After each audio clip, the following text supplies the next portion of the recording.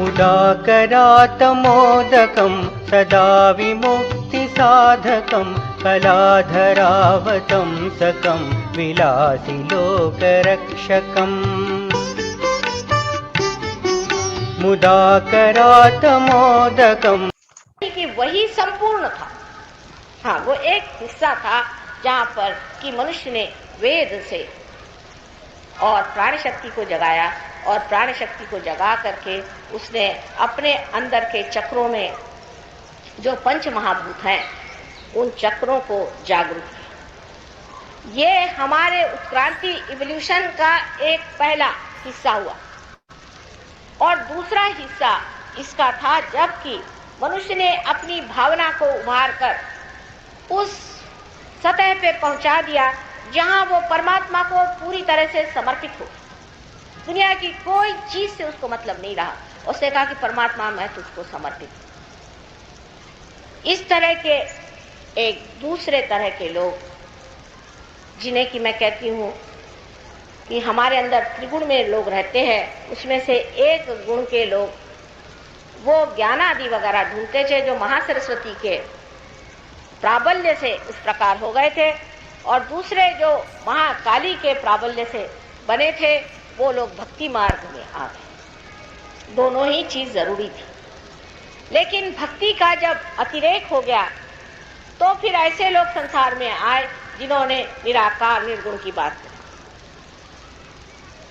क्योंकि जब साकार की आप बात करते हैं तो साकार मनुष्य बना सकता है, वो हर एक तरह का आकार बनाता है। न जाने क्या क्या चीजें मूर्तियों को लेकर कितनी घृणा की चीजें लोगों ने कर डाली जिसका कोई अंत ही नहीं।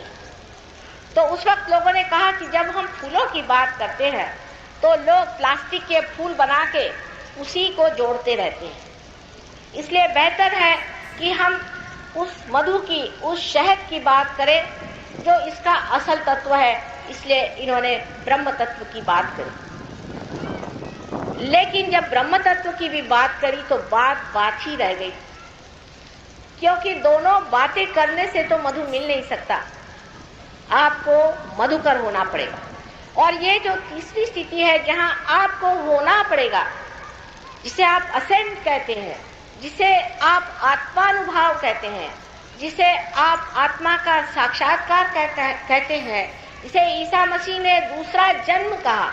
जब ईसा मसीह से पूछा गया, निकोडेमस ने कहा कि तू कह रहा है मुझे कि मैं अपना पुनर्जन्म करूं, तो क्या मैं अपनी माँ के गर्भ में फिर से प्रवेश कर लूं?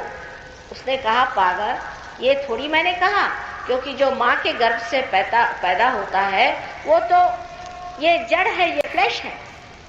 लेकिन मैं तो बात कह रहा हूं उस माँ की जो कि होली घोस्ट है, जो कि होली स्पिरिट है, जो कि कुंडलिनी है, उसकी वजह से जो जन्मता है उसी का असली पुनर्जन्म है। लेकिन कितने ईसाई लोग इसमें विश्वास करते हैं। चर्च में जाइए तो सर पे हाथ रख के कहते हैं कि आप क्रिश्चियन हो गए, क्योंकि वो सोचते हैं उन्होंने ब्रह्मरंध्र को बेच दी। यही हमारे यहाँ पुनर्जन्म के लिए आप जानते हैं कि ब्राह्मण वही है जो यज्ञोपवीत पहनता है। अब यज्ञोपवीत पहनना भी एक रोजमर्रा का एक रिचुअल जैसा है। ये जो रोजमर्रा की चीजें हम करते रहते हैं उसके बारे में हम सोचते भी नहीं। आज हमारे यहाँ महाराष्ट्र में तो खास है मुंज झाली। मुंज माने क्या कि उस वक्त 8 साल के उम्र में बच्चा जो है वो आत्म साक्षात्कारी हो जाता है। पर होता है क्या? वो क्या वाकई में ब्राह्मण है? क्या उसने वाकई ब्रह्म को जाना है? इसीलिए तुकाराम कहते हैं कि परमात्मा मुझे तुम महार ही कर दे तो अच्छा है, क्योंकि अकल पे और भी पर्दा पड़ जाता है। अगर आप पैदा हो गए मैं ब्राह्मण हूं, पर आपने ब्रह्म को जाना है, ब्रह्म तत्व को पाया है? नहीं पाया। तो जो असल में ब्राह्मणत्व है उसको पाना चाहिए। नकल के पीछे में जो हम भागते हैं और नकल को ही सब कुछ मान लेते हैं, इसीलिए आज धर्म की पूरी तरह से ग्लानि है और उसमें कोई मजा नहीं, कोई आनंद नहीं रहेगा, सब बेवकूफी सी लगती। इस प्रकार 2 तरह की हलचल क्रांतियां अपने देश में थी जो मैंने बताई, जो कि महाकाली और महासरस्वती के प्राबल्य से हुई। अब इसको साइंस में क्या कहा जाता है कि महाकाली जो हमारे अंदर शक्ति है ये इच्छा शक्ति है, और इच्छा शक्ति की जो सूक्ष्म दिशा है या सूक्ष्म सूत्र है वो महालक्ष्मी का, महाकाली का सूत्र है, और वो हमारे भूतकाल से, हमारे पास से संबंधित है, जिसे कि फ्रॉइड जैसे आदमी ने भी साइकी कहा हुआ है, लेकिन वो भी बिल्कुल ही संकुचित दृष्टि वाला बीमार मरगिल्ला आदमी था। वो क्या समझेगा, उसको जितनी बीमारियां थी उसके हिसाब से सबको बीमारियां वो थी, और उसी हिसाब से उन्हें सबको बता दिया कि तुमको भी ये बीमारी, तुमको, उससे इतनी गंदी बीमारियां थी दिमागी कि वो सारी गंदी दिमागी जितनी भी बीमारियां थी सबने कहा हाँ भाई अब तो उनके यहाँ ईसा मसीह से भी बढ़ के फ्रॉइड हो गए, क्योंकि दुनिया भर की कमजोरियां उसके अंदर थी, न जाने कितनी कमजोरियां थी, और सारी कमजोरियां उसने कहा कि अगर आपको उनको मात करना है और उन कमजोरियों का मजा उठाना है तो और कमजोर हो जाए।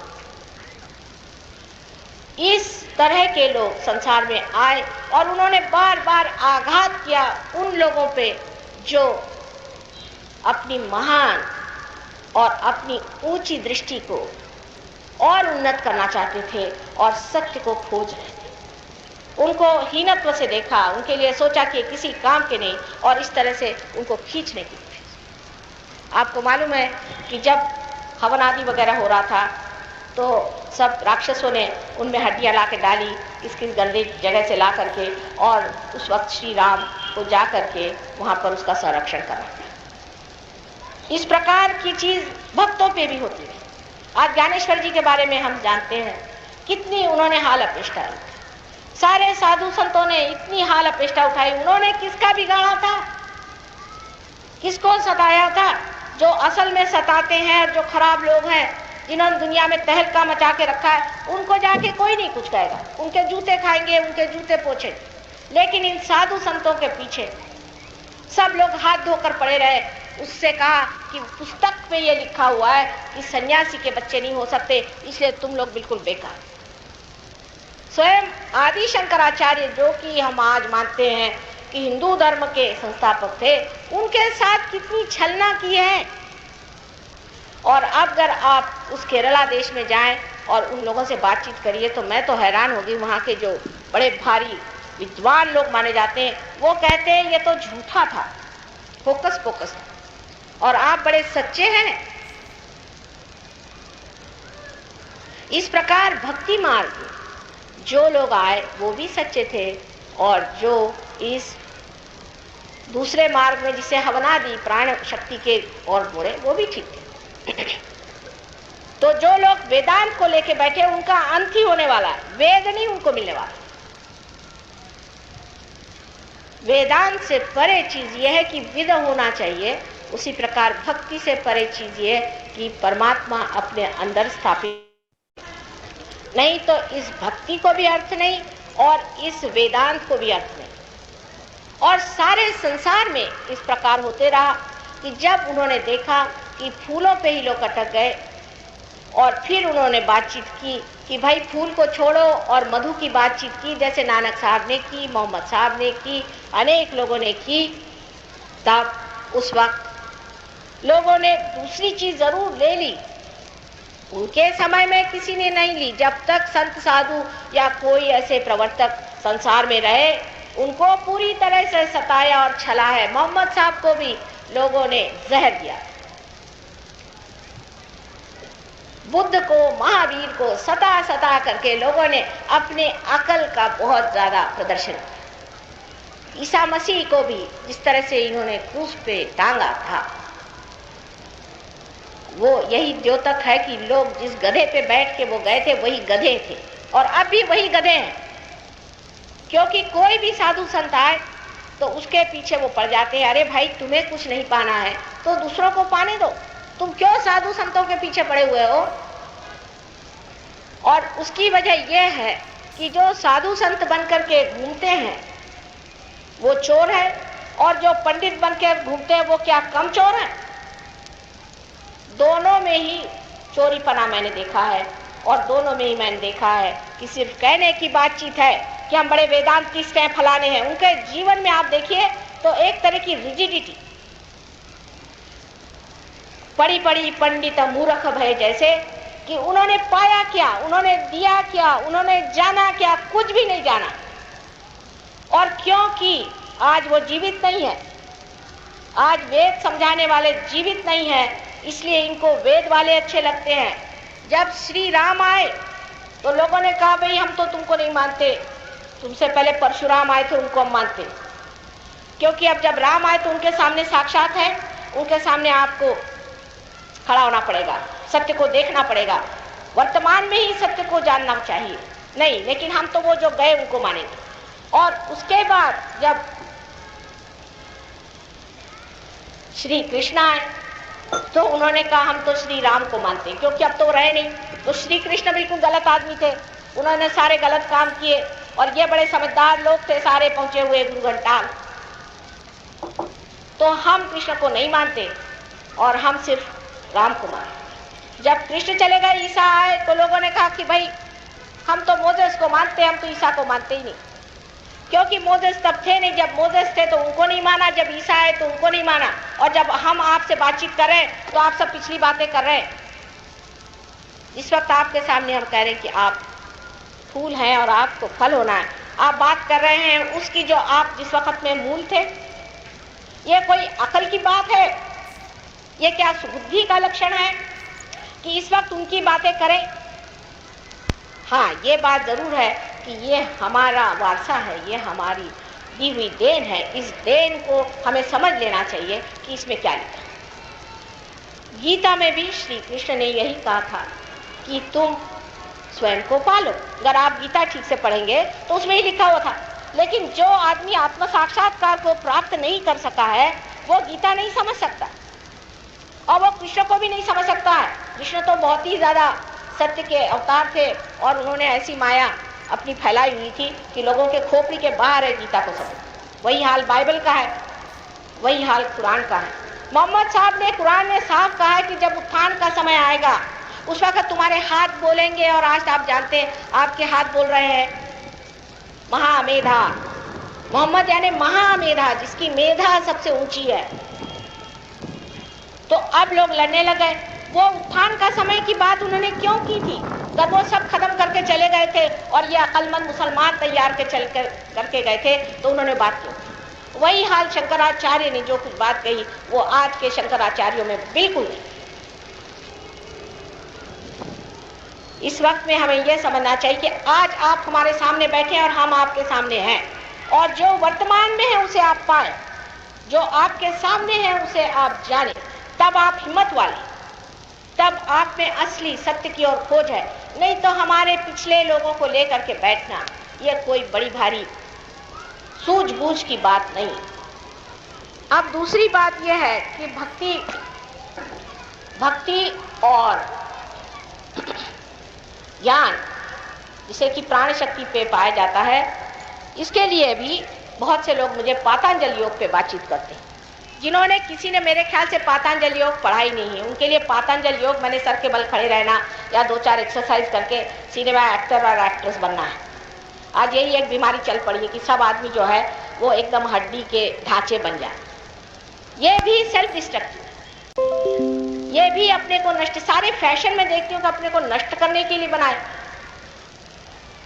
और इस तरह की ये जो चीज चल पड़ी है कि हम अपने शरीर की ओर इतना चित्त दें, इसीलिए हम आसन करें। इसमें पातंजल योग का इतना सा भी हिस्सा नहीं है, क्योंकि ये तो अष्टांग योग है। उसमें से एक छोटा सा हिस्सा यमन नियम आदि है, उसमें से बहुत छोटी सी बात। और पातंजल योग में यह साफ बताया है कि ऋतंभरा प्रज्ञा को जानना चाहिए। आप अगर पढ़ते ही नहीं है तो मैं उसे क्या करूं? अगर आप पातंजल योग को पूरी तरह से पढ़े तो जिस ऋतंभरा प्रज्ञा का उन्होंने वर्णन किया वही आप जान रहे हैं। फर्क इतना ही है कि पातंजल उस वक्त धीरे धीरे एक आदमी को लेकर के उसकी स्वच्छता करके और उसे पार कराते थे, लेकिन आज हजारों लोग पार हो रहे हैं। अगर हो रहे हैं तो उसमें बुराई क्या? हमेशा वृक्ष पे 1-2 ही फूल पहले लगते हैं और फिर हजारों वृक्ष लगते हैं। अब जो तीसरी संस्था थी वो बहुत गुप्त रूप से चलती थी, जहाँ की लोग किसी को पार करा। हिंदुस्तान में क्या, कहीं भी ये संस्था बहुत ही गुप्त रूप से चलती थी। मैंने एक जैन के जो मुख्य थे उनसे पूछा कि भाई तुम तो पार नहीं हो तो तुम अपने को जैन कैसे कहते हो? कि जैन का तो मतलब है जिसने जाना है, जो ज्ञानी है। अब नाम तो ज्ञानी और अंदर में कुछ कुंडलिनी जो है सोई हुई है, तो ऐसे आदमी को कैसे ज्ञानी कहा जाए? लेकिन वो तो जैन है। तो मैंने कहा साहब आप कैसे अपने को जैन कहते हैं? तो वो कहने लगे कि साहब 6th सेंचुरी से लेकर के सिर्फ 8th सेंचुरी तक हमारे यहाँ 26 कश्यप हो गए, हमारे रियलाइज सोल्स हो गए, उससे बाद से कोई नहीं हुआ, तो मैं कहाँ से हुआ?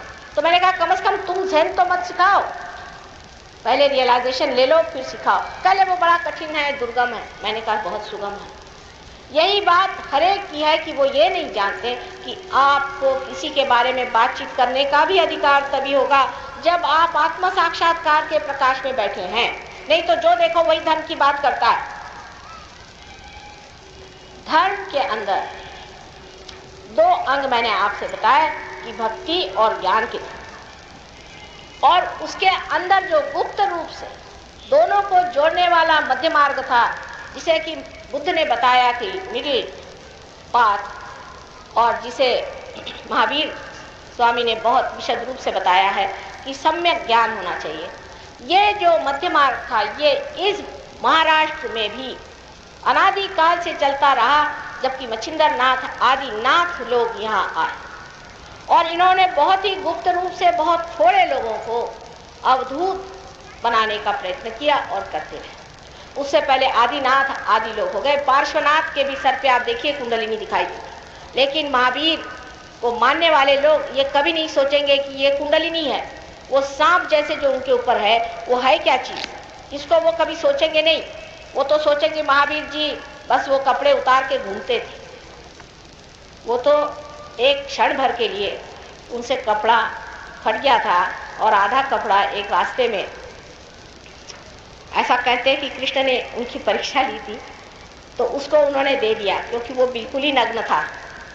और एक क्षण भर के लिए उसके बाद वो चले गए अपने राजमहल में, उन्होंने कपड़े पहन लिए। लेकिन वो क्षण ही हमारे जैन लोगों के लिए विशेष हो गया है और उनका रात दिन इस तरह से नग्न करके उनका अपमान कर रहे हैं।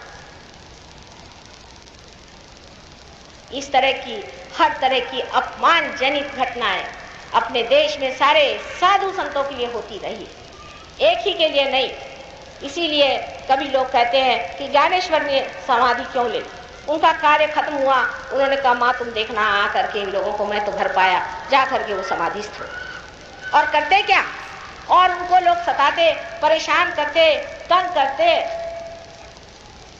एक एक आदमी की जीवनी पढ़ो तो लगता है कि ये संसार जो है ये सब राक्षसों से और दुष्टों से भरा हुआ है, जो कि साधु संत जो कि आपको प्रेम और शांति देने के लिए आए हैं, आपको आत्मा में उठाने के लिए आए हैं, उनको हमेशा डंडा लेकर के आप लोग मारने पे तुले हुए। आज सहयोग में जब आप जागरूक होंगे तब आप समझ सकते हैं कि ये चीज़ है क्या। यही एक गलती समझ लो हो गई कि उन दिनों में इतने लोग पार नहीं हो सकते थे क्योंकि समा नहीं था। लेकिन इसका मतलब ये नहीं कि अगर आप पार नहीं हो सकते तो आप राक्षस बन जाइए। आज वो समय आ गया है कि उन्होंने तो उन्होंने जो अपने रक्त इस भूमि पर डाले, जिन्होंने जो मेहनत की, उन्होंने जो कुछ किया है, उस सब की वजह से आज हमारे सामने इतने लोग बैठे हुए परमात्मा होता है। उन्होंने जो भोगा, जो तकलीफें उठाई, उसके फलस्वरूप आज आ पाए। वो हमारे धर्म की बुनियाद, फिर वो जात के कोई हो, चाहे वो हाजी मलंग हो, चाहे वो निजामुद्दीन साहब हो, चाहे वो चिश्ती के बड़े भारी संत हो, और चाहे वो हमारे साईनाथ हो, कोई भी हो, लेकिन सब ने मेहनत करके और आप लोगों के लिए प्रणाली तैयार की है। अब बैठे बैठे अपने अकल से आप नई नई बातें मत निकालें। जो कुछ हो गया सो हो गया। अब इस वक्त आपको चाहिए कि आप अपने में स्थित होकर परमात्मा को प्राप्त करें। ये बीच का मध्य मार्ग है, इसे धर्म का मार्ग कहना चाहिए। जो सत्वगुणी होता है वो इसे प्राप्त करता है। अब धर्म क्या? धर्म जो धारणा होती है सो धर्म है। मैंने आपसे कल बताया कि कार्बन की वैलेंसी 4 है, उसका धर्म है वो 4 है। अगर सोना है तो उसका धर्म है कि वो चमकते रहता है, अनटार्निशेबल है। इसी प्रकार मनुष्य के 10 धर्म हैं, लेकिन यह धर्म किस लिए बनाए? पहले इन सब साधु संतों ने धर्म की रचना की, क्योंकि हमारे अंदर संतुलन आ जाए, हमारे अंदर बैलेंस आ जाए। पर बैलेंस किस लिए? क्योंकि हमारा उत्थान हो सके। अगर జై శ్రీ మాతాజీ. ఇప్పుడు మనం ఏం చేద్దామంటే పూజ్యశ్రీ మాతాజీ గారు చెప్పినటువంటి అమృతవాణిలోని ముఖ్య అంశాలని తెలుగులో గుర్తు చేసుకుందాం. నిన్న ఎక్కడ వదిలేశారంటే వాళ్ళు వేసినటువంటి ప్రశ్నకి సమాధానాన్ని చెబుతున్నారు సభలో, పబ్లిక్ ప్రోగ్రాంలో. వేదాలలో లేని విషయం మీరెందుకు చెబుతున్నారు, ఇది ఎక్కడిది కొత్తగా ఉంది అన్నారట. దానికి సమాధానం ఇంకా చెబుతున్నారు, కంటిన్యూషన్. నేను ఎక్కడ ఆపేశారంటే పూజ్యశ్రీ మాతాజీ గారు, వేదాల్లో రాసి ఉంటేనేనా, పుస్తకాల్లో రాసి ఉంటేనేనా, రాసి లేకపోతే అది సత్యం కాదా అని చెబుతున్నారు. వేదాలు ఎందుకు వచ్చినాయి? వాటి యొక్క ప్రాణశక్తి వలన. ప్రాణశక్తి దాంట్లో ఉంది. 5 పంచమహాభూతాల్లో ఉన్న శక్తి వాటిలో ఉంది. అవి ఉత్క్రాంతికి తీసుకెళ్లేటువంటి, జ్ఞాన సముపార్జనం చేసేటువంటి స్థితి, త్రిగుణాత్మకములను తెలుసుకునేటువంటి శక్తి ఉంది. అందువల్ల అవి ప్రామాణికాలు అని మరొకసారి గుర్తు చేస్తూ, మనకి లెఫ్ట్ అండ్ రైట్ అటువంటి భక్తి మార్గము, జ్ఞాన మార్గము ఇవన్నీ ఉన్నవి. ఇవి తెలుసుకోవాలి. త్రిగుణాత్మక లీలలు, పరమాత్మని యొక్క లీలామయమైనటువంటి ఈ ప్రపంచాన్ని తెలుసుకోవాలి. నిరాకారము సాకారము అనేటువంటి ఒక పట్టుపట్టి దాంట్లోనే టైం అంతా వేస్ట్ చేయొద్దు. మూర్తుల్ని తయారు చేసి ఆ మూర్తి యొక్క ప్రార్థనలు చేయటం, అవన్నీ పూజలు అవన్నీ కాదు, అదంతా అసలైనది కాదు. పువ్వులో ఉన్నటువంటి పువ్వును చూడాలి, పుష్పాన్ని చూడాలి, దానిలో ఉన్నటువంటి మకరందాన్ని కూడా చూడాలి. తేనెటీగ వలె శోధించాలి, దానిలో మకరందం ఉందా లేదా అని. ఆ బ్రహ్మతత్వాన్ని తెలుసుకోవాలి. మాటలు చెబుతుంటే పని జరగదు. ఇక్కడ మాటల్లోనే అంతా అయిపోతుంది. ఏం సాధించాలయా అంటే, మానవుడు అన్నవాడు ఆత్మానుభూతిని పొందేటువంటి మార్గాన్ని సాధించాలి. అదే సెకండ్ జన్మ, పునః జన్మ అని జీసస్ క్రీస్ట్ కూడా చెప్పాడు. ఆయన చెప్పిన విషయంలోనే ఆ సత్యం ఉంది అంటున్నారు శ్రీమాతాజీ గారు. ఇంకేం చెబుతున్నారంటే, మహారాష్ట్రలో జరుగుతున్నటువంటి తంతు విధానం అంతా మానవులు ఏం చేస్తారో వాళ్ళది కూడా చెబుతున్నారు. కొన్ని బ్రాహ్మణ కుటుంబాల్లో కూడా జరుగుతున్నటువంటి విషయాలు, పిల్లవాడికి 8 సంవత్సరాలు వయసు రాగానే రిచువల్స్, ఈ తంతు అనేది ఉంటుంది. యజ్ఞోపవీతము, ముంజదారి అని అటువంటి ఒడుగు ఇవన్నీ చేయటము, ఈ కార్యక్రమాలన్నీ ఉంటాయి. వీటిలోనే అయిపోతుంది ఆయన సమయం అంతా అని చెబుతున్నారు శ్రీమాతాజీగా. ఏం చూడాలంటే తుకారాం గారు చెప్పినట్టుగా అసలైన దాన్ని పట్టుకుని నకిలీనిది వదిలేయాలి అని చెబుతున్నారు శ్రీమాతాజీ గారు. సైన్స్ను పట్టుకోవాలి. ఏంటది? మన కార్యకలాపాల్లో మన కార్యశక్తి ఉంది, ఇచ్ఛాశక్తి ఉంది. భూతకాలానికి సంబంధించింది ఉంది, భవిష్యత్ కాలానికి సంబంధించిన ఉంది. ఏదో ఫ్రాయిడ్ చెప్పింది, దుర్మార్గులు చెప్పింది, దుష్టులు చెప్పింది అవి వినేసి వాటిలో కూరుకుపోవటం కాదు అని చెబుతున్నారు శ్రీమాతాజీ గారు. వాళ్ళు చెప్పినట్టు చేసినట్లయితే ఏమొస్తాయట? ఉగ్ర రోగాలు ఇవన్నీ సంతరించి మనుషుల్ని నాశనం చేయటానికి ఉపయోగపడతాయి, కానీ చైతన్య శక్తికి తీసుకెళ్ళటానికి ఏమి ఉపయోగం కాదు. ఆ రాక్షసులందరూ ఏం చేసేవాళ్ళు అంటే, శ్రీరామచంద్రుల వారు విశ్వామిత్రుని దగ్గర ఆయన హవన్ కార్యక్రమాలన్నీ రక్షించడానికి రాక్షసులు చేసేటువంటి ఆ మాయలు, ఆ రక్తము, ఎముకలు అవన్నీ కూడా ఆ అగ్నికొండంలో వేసింది, అది కూడా గుర్తు చేశారు శ్రీమాతాజీ గారు. సో వాళ్ళ మార్గంలో వెళ్తే మనకేమీ ఉపయోగం లేదని చెబుతూ, ఈ రాక్షసులందరూ ఏం చేశారంట, సాధు సంతుల్ని, మంచివారిని, ధర్మ పురుషులందరినీ వేధించారంట. జ్ఞానేశ్వరిని కూడా అనేక బాధలు పెట్టారు. ఆదిశంకరాచార్యుని చలన చేశారు. అంటే ఆయన్ని అంత హింసించారు వాళ్ళు.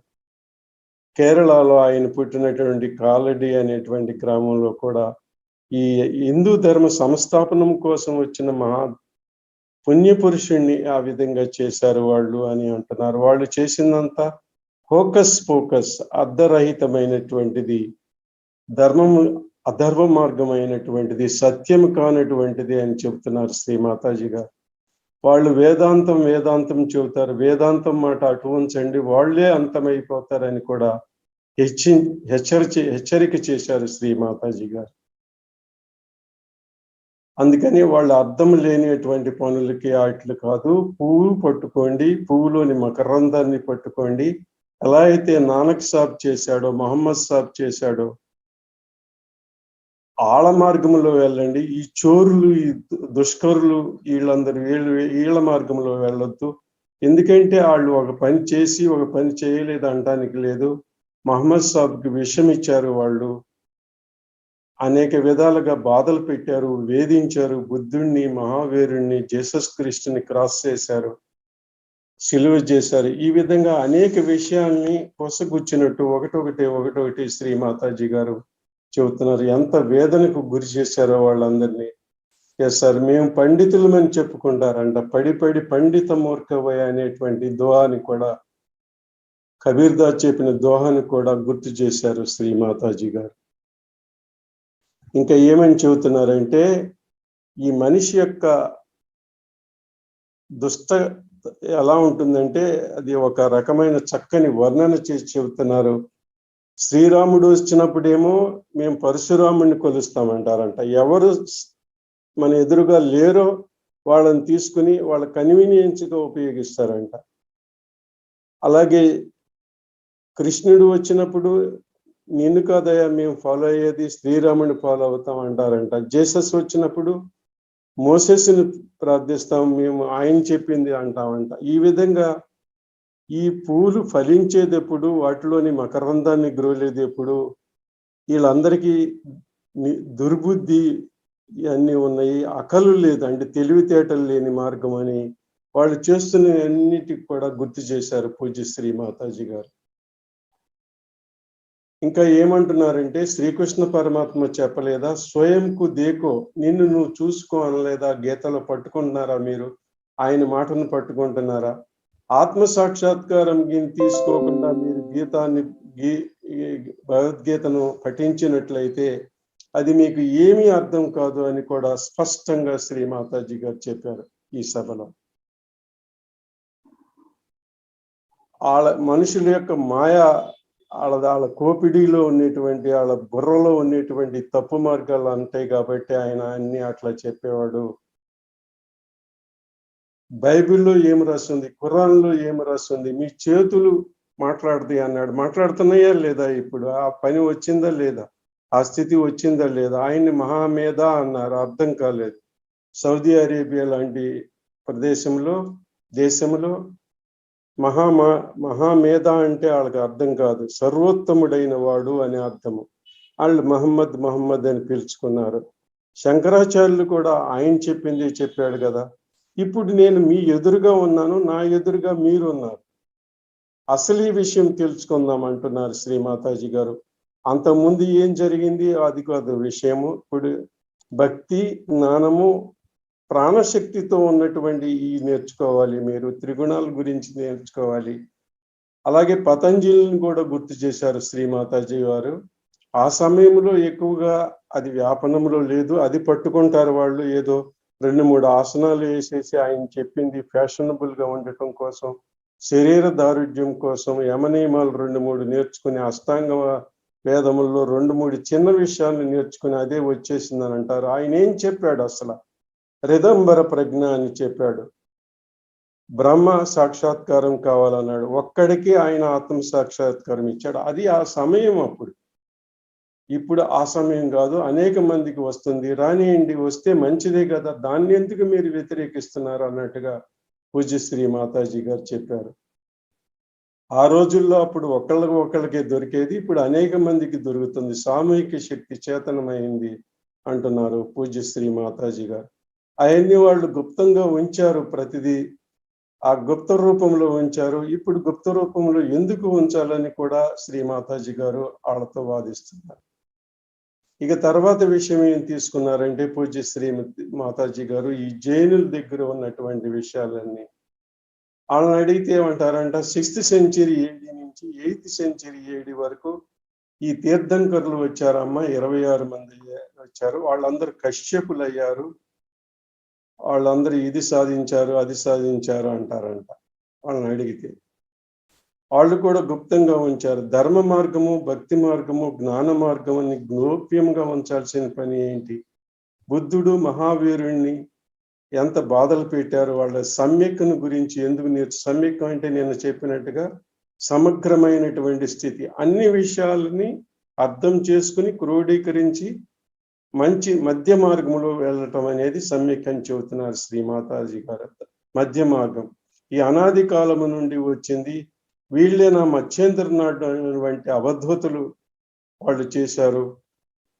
మీకు ఆదినాథ్, పార్శ్వనాథ్ వీళ్ళందరూ ఉంటారు. వాళ్ళ నెత్తి మీద ఒక కుండలిని శక్తి, నాగేంద్రుడి యొక్క ఫోటో, నాగేంద్రుని యొక్క తలలతో ఉన్నటువంటి విగ్రహాలు ఉంటాయి.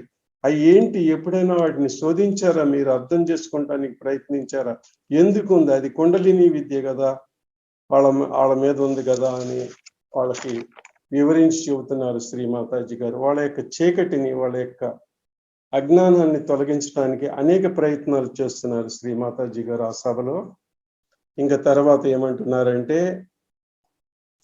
మహావీరుణ్ణి దిగంబరంగా చూపెడతారు. ఒక్క క్షణమే కదా ఆయన తపస్సు చేయటానికి ఆ మహల్లోంచి, ఆ రాజమహల్లోంచి బయటకు వచ్చి అరణ్యంలో ఆ కాసేపు చెట్టు కింద కూర్చుని ఆ వస్త్రము చినిగిపోవటం వల్ల, ముళ్ళ కంచెలో పడి ఆ పంచి చినిగిపోవటం వల్ల ఆకులు అవి కప్పుకుని రహస్యంగా ఆయన రాజమందిరంలో ప్రవేశించాడు. ఆ ఒక్క క్షణాన్ని పట్టుకుని పెద్దగా చేసి నగ్న రూపంలో అనేకటువంటి విగ్రహాలు చేసి ఇదంతా రాద్ధాంతం చేస్తున్నారు.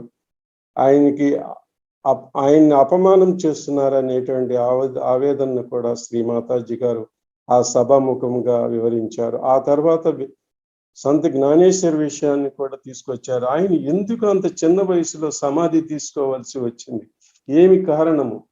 ఎన్ని తిప్పలు పెట్టారు ఆయన్ని? ఆయన చేసింది అన్ని అంత గొప్ప విషయాన్ని దుష్టులు, రాక్షసులు ఎంత వేధించారు. ఏమంటున్నారంటే అంత ప్రయత్నం చేశారు కాబట్టి, అంత మెహనత్ చేశారు కాబట్టి, చెమట వచ్చారు కాబట్టి, వారి యొక్క రక్తపు బిందువులు ఈ ధర్తీ మాత మీద పడినాయి కాబట్టి వాళ్ళ పుణ్యమా అని ఇప్పుడు మనకి ఆత్మసాక్షాత్కారం లభిస్తుంది అని కూడా ఆ విషయాన్ని కూడా వాళ్ళ ముందుకు తీసుకొచ్చారు పూజ్య శ్రీ మాతాజీ గారు. సహజ యోగంలోకి మీరు వచ్చినట్లయితే మీకు అన్ని విషయాలు తెలుస్తాయి,